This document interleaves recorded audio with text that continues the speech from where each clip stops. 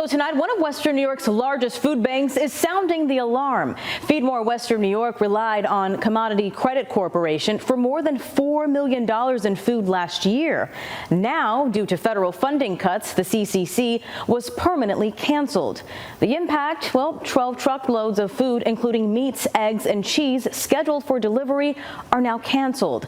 FeedMore estimates more than $3.5 million worth of food will be lost. This comes at a time when the nonprofit is seeing a 46% increase of neighbors in need across our region. Our Althea Castro de la Mata is diving deeper into food assistance need as FeedMore Western New York searches for an alternative way to fulfill it. We are already seeing an increased numbers of people relying on FeedMore Western New York, and our food bank distribution network for support is disheartening. Catherine Schick, Public Relations Manager for FeedMore of Western New York, says this comes at a time when they are growing and needing these essential food items the most.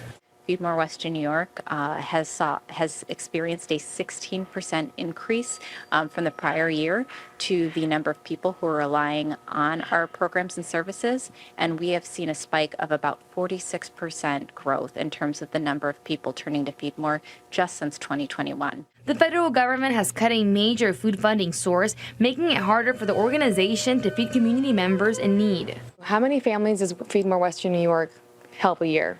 Well, FeedMore Western New York serves over 165,000 individuals. These are people of all ages.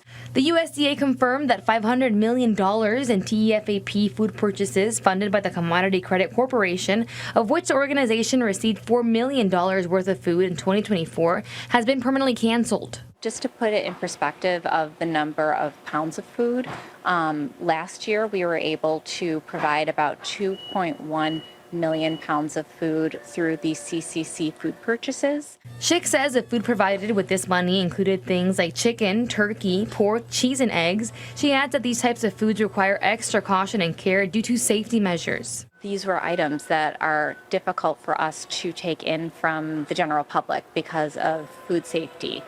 So those items that are including fresh proteins and frozen proteins and dairy items.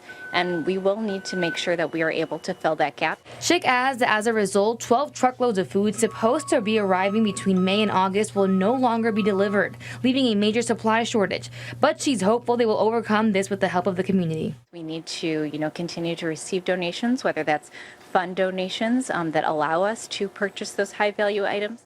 Schick tells me FeedMore of Western New York will continue its mission of serving those families in need despite the challenges, and they're actively looking for volunteers to help them through these difficult times. Althea Castro de la Mata, 7 News, Buffalo.